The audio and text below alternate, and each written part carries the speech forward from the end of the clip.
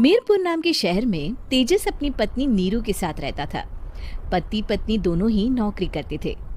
एक दिन तेजस गांव अपनी माँ के पास फोन करता है। हेलो, प्रणाम माँ।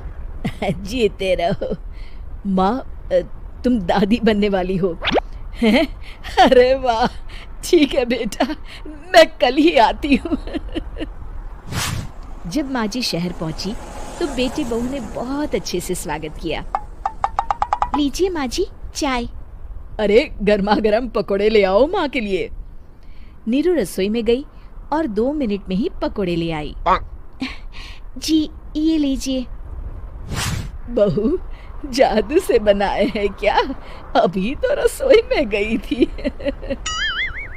यमी। माँ जी, शीला रसोई में पकोड़े तल रही है, मैं बस लेकर आई। हे भगवान, मेरा धर्म भ्रष्ट कर दिया तूने। अब तो गंगा जल से शुद्धिकरण करना होगा। दूसरे दिन, माँ जी मैंने नाश्ता बना दिया है, ऑफिस जा रही हूँ। पर अभी तो घर का सारा काम पड़ा है। शीला आती ही होगी, झाड़ू पोछा बर्तन कपड़े वो सब कर लेगी। हमारे जमाने में घर का सारा काम हम ही करते थे। जी माँ जी, आप बहुत होशियार हैं, मैं घर ऑफिस दोनों नहीं संभाल पाती। तो जरूरत क्या है घर से बाहर जाकर चाकरी करने की? वैसे भी घर का काम खुद करने से घर में बरकत आती है, समझी? पर माँ जी। पर वर कुछ नहीं, इस महीने की पगार मिले फिर ऑफिस बंद। हाँ। रात को नीरू तेजस से कहती है, सुनिए जी, माँ जी बोल रही थी कि मैं नौकरी छोड़ दूं। वैसे ठीक ही तो है, अभी तुम्हें आराम की जरूरत है। फिर भी आराम कहाँ, शीला को छुड़ाने के लिए बोल रही थी। तो अब 24 घंटे में इतना काम तो कर ही सकती हो। पर जॉब पसंद है मुझे, घर पर मन नहीं लगेगा। अगले दिन जब दोनों ऑफिस के लिए निकल रहे थे, मेरी तो कोई कीमत ही नहीं है इस घर में। माँ जी, आजकल महंगाई बहुत है, रहन सहन भी बदल गया है, दोनों नौकरी करते हैं तभी ठीक रहता है। अच्छा, तू कहना क्या चाहती है? मेरा बेटा तुझे बिठा के खिला नहीं सकता? तू ही इस घर का खर्च चला रही है, हैं? नहीं माँ जी, मेरा वो मतलब नहीं था। मतलब खूब समझती हूँ, ये बाल धूप में सफेद नहीं किए मैंने। हाँ। अब तो ये रोज का काम हो गया था। तेजस भी रोज की झिकझिक से परेशान हो गया था। एक दिन उसने कहा, नीरू, वैसे भी तुम्हें मैटरनिटी लीव मिलने वाली है, तो अभी से ही छुट्टी ले लो।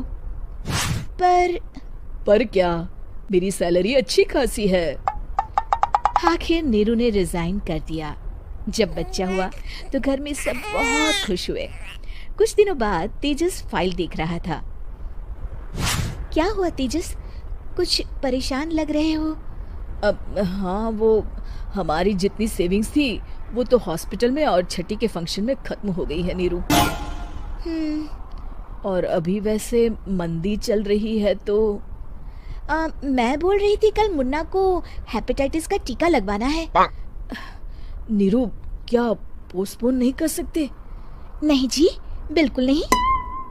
अब तेजस को समझ में आ रहा था कि उससे गलती हुई है। पैसों की कमी का असर घर के माहौल पर भी पड़ रहा था।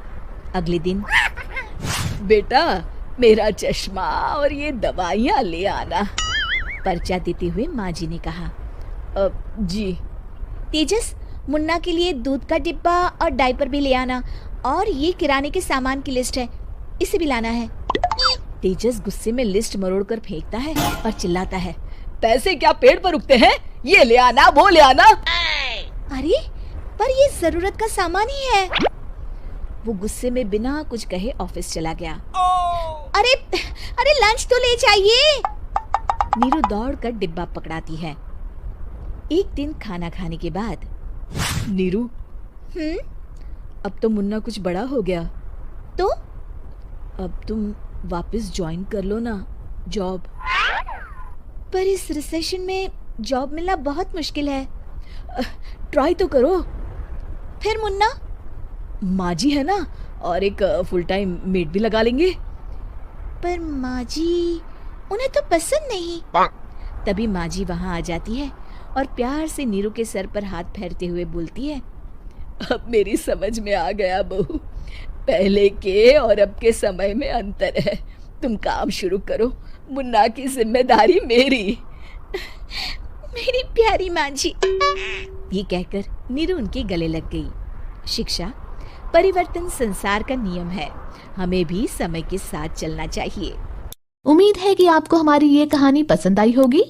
कृपया हमारे चैनल को सब्सक्राइब करें और सभी अपडेट्स के लिए बेल आइकन जरूर क्लिक करें। और हाँ, वीडियो लाइक और शेयर करना मत भूलिएगा। Bye bye.